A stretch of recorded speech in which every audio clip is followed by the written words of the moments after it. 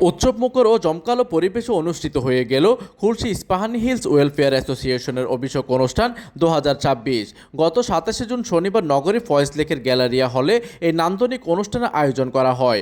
পবিত্র কোরআন তেলাওয়াতের মাধ্যমে শুরু হয় মূল আনুষ্ঠানিকতা।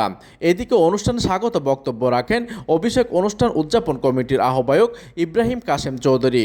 সংগঠনের সভাপতি প্রফেসর ডক্টর গোলাম হাবিবের সভাপতিত্বে এতে প্রধান অতিথি হিসেবে উপস্থিত ছিলেন চট্টগ্রাম সিটি কর্পোরেশনের মেয়র ডক্টর শাহাদাত হোসেন।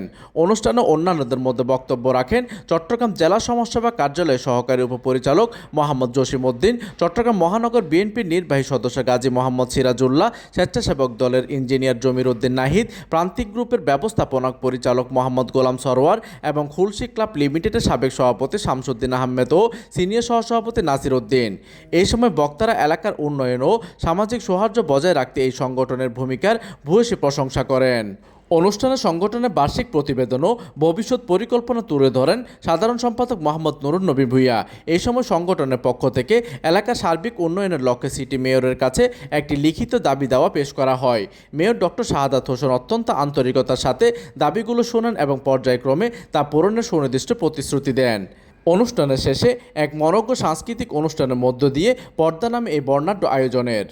প্রতিনিধির তথ্য ও পাঠানো চিত্রে ডেস্ক নিউজ, দিগন্তের বার্তা 24, চট্টগ্রাম।